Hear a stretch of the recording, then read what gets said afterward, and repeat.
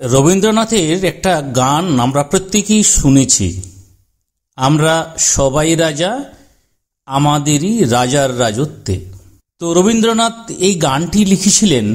এই যে ভারতবর্ষ নামক দেশটি, এটি আদর্শ দেশের ছবিকে কল্পনা করে তিনি এই গানটি লিখেছেন বলে আমাদের মনে হয়।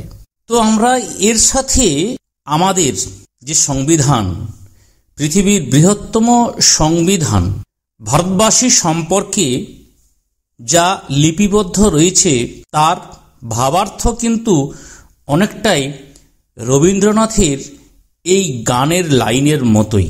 তবে ভারতবর্ষে কোনো রাজা নেই, এখানে হয় সবাই রাজা আর না হয় সবাই প্রজা। ধনী দরিদ্র, ব্রাহ্মণ চণ্ডাল, হিন্দু মুসলমান, শিখ খ্রিস্টান বৌদ্ধ সবাই সবাই সংবিধানের চোখে সমান। এমন একটি মহান উদার সংবিধানের কথা আজ স্মরণ করি। আজের এই ছোট্ট ভিডিওতে আমি তোমাদের সাথে আলোচনা করব 26 জানুয়ারি কেন প্রজাতন্ত্র দিবস হিসাবে পালন করা হয়, এর ঐতিহাসিক প্রেক্ষাপট কি ছিল, এর গুরুত্ব কি, ভারতবাসী হিসাবে প্রতিটি নাগরিককে কোন 10টি তথ্য অবশ্যই জানা দরকার। তাহলে চলো আমরা শুরু করি। কাশ্মীর থেকে কন্যাকুমারিকা, গুজরাট থেকে অরুণাচল, সমগ্র ভারত জুড়ে 26 জানুয়ারি তথা আজের দিনটিকে সাধারণতন্ত্র বা প্রজাতন্ত্র দিবস হিসাবে পালন করে আসছি। দীর্ঘ 3 বৎসরের চেষ্টায় সংবিধান প্রস্তুত কমিটি যে পূর্ণাঙ্গ ভারতীয় সংবিধান প্রণয়ন করেন তা প্রবর্তিত হয় 1950 খ্রিস্টাব্দের 26 জানুয়ারি। এই সংবিধান অনুসারে ভারত একটি সার্বভৌম গণতান্ত্রিক প্রজাতন্ত্র হিসাবে আত্মপ্রকাশ করে। 1950 সালের 26 জানুয়ারি সংবিধান প্রতিষ্ঠার দিন। এই দিন থেকেই সংবিধান চালু হয় ভারতবর্ষে। তাই এই দিনটি পালন করা হয় প্রজাতন্ত্র দিবস হিসাবে। কিন্তু কেন প্রজাতন্ত্র দিবস, সেটা আমাদের প্রত্যেক ভারতবাসীর জানা প্রয়োজন। যদি এটা না জানি তাহলে দিনটির তাৎপর্য হারিয়ে যাবে। তাই তাৎপর্য জানতে হলে আমাদের এর প্রেক্ষাপট অর্থাৎ ইতিহাসটাও কিন্তু জানা দরকার।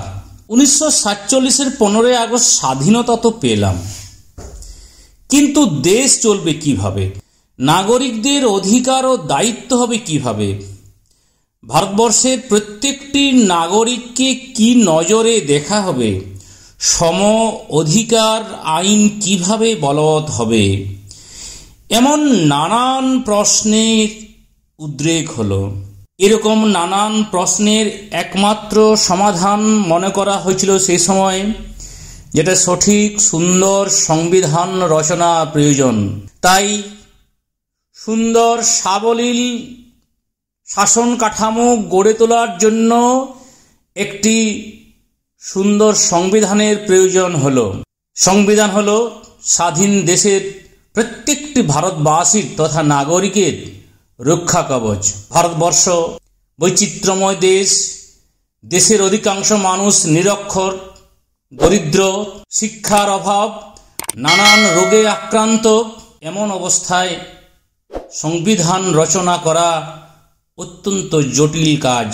স্বাধীনতার আগেই পরোক্ষ নির্বাচনের মাধ্যমে সংবিধান রচনার জন্য গণপরিষদ গঠন হয়েছিল। 1946 সালের জুলাই মাসে ডক্টর রাজেন্দ্র প্রসাদের সভাপতিত্বে 389 জন সদস্য নিয়ে গঠিত হল গণপরিষদ। আর এবছরেই অর্থাৎ 1946 সালের 9 আগস্ট প্রথম অধিবেশনেই সংবিধান তৈরি করতে উদ্যোগী হয় এই গণপরিষদ। গণপরিষদের এই উদ্যোগ থেকেই 1947 সালের 29 আগস্ট কেন্দ্রীয় আইনমন্ত্রী ডক্টর ভীমরাও আম্বেদকরের নেতৃত্বে তথা সভাপতিত্বে সংবিধানের খসড়া কমিটি গঠন হয়, সংবিধান সভা গঠন করা হয়।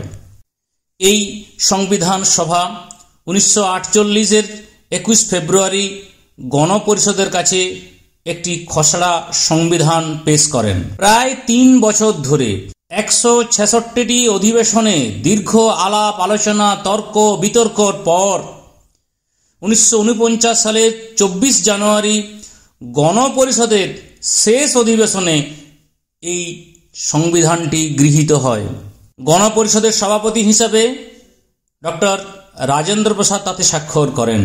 1950 সালের 26 জানুয়ারি এই সংবিধানটি কার্যকর হয়, আর এই দিনটিকেই সাধারণতন্ত্র দিবস হিসাবে পালন করা হয়। এখন আমাদের মনে প্রশ্ন আসে, যদি 1949 সালের 26 নভেম্বর খসড়া সংবিধান গ্রহণ করা হয়, তা সত্ত্বেও 26 জানুয়ারি 1950-এ এর কার্যকর করা হলো কেন? এই প্রসঙ্গে আমাদের জেনে রাখা দরকার যে পরাধীন ভারতে 1930 সালের 26 জানুয়ারি জাতীয় কংগ্রেস প্রথম তার পূর্ণ স্বরাজের দাবিতে জাতীয় পতাকা উত্তোলন করে স্বাধীনতা দিবস পালন করে। এরপর স্বাধীনতা লাভের আগে পর্যন্ত প্রতি বছর 26 জানুয়ারি দিনটিকে স্বাধীনতা দিবস হিসাবে ভারতবাসী পালন করে এসেছে।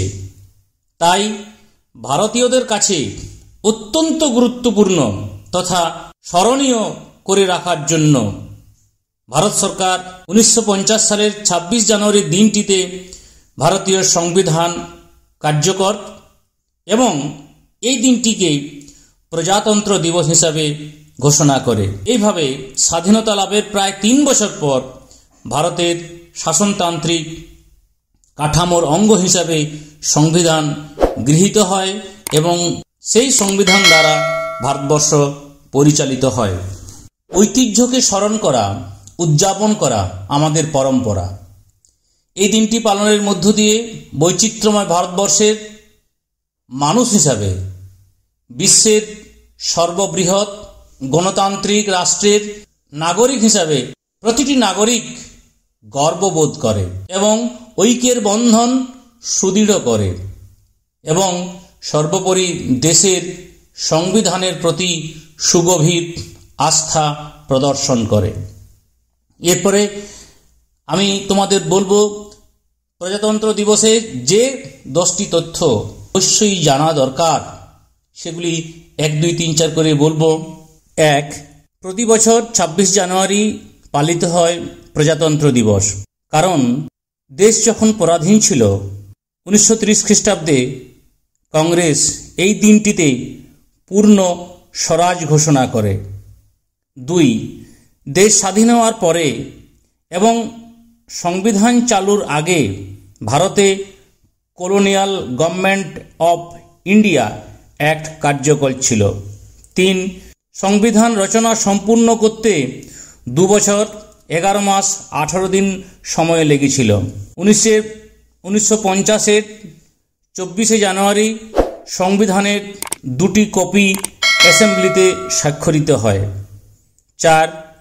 1950 সালের 26 জানুয়ারি সকাল 10:18 দেশের সংবিধান কার্যকর হয়। 5. ভারতের সংবিধান গোটা পৃথিবীর মধ্যে বৃহত্তম। 6. আমাদের সংবিধান পুরোটাই হাতে লেখা, ছাপানো কাগজে নয়। এর 2টি অরিজিনাল কপি আছে, একটি হিন্দি এবং অন্যটি ইংরেজিতে লেখা। সংসদ ভবনে সংরক্ষিত আছে এই 2টি কপি। 7. প্রতি বছর প্রজাতন্ত্র দিবসের অনুষ্ঠান প্রেজেন্ট করেন দেশের রাষ্ট্রপতি। 8. প্রতি বছর প্রজাতন্ত্র দিবসে রাষ্ট্রপতি সাহসিকতার জন্য পুরস্কার প্রদান করে থাকেন। ভারতীয় সশস্ত্র বাহিনী ও নাগরিকদের এই পুরস্কার দেওয়া হয়। সাহসিকতার নজির সৃষ্টিকারী শিশুরাও এদিন পুরস্কৃত হয়। প্রজাতন্ত্রের দিবসের অনুষ্ঠান 3 দিন ধরে চলে। তৃতীয় দিনে বিটিং রিট্রিটের মাধ্যমে প্রজাতন্ত্র দিবসের অনুষ্ঠান সমাপ্ত হয়।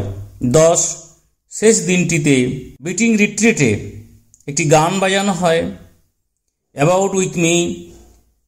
এটি সে বছরের মতো প্রজাতন্ত্র দিবসের অনুষ্ঠান সমাপ্তির সূচনা করে।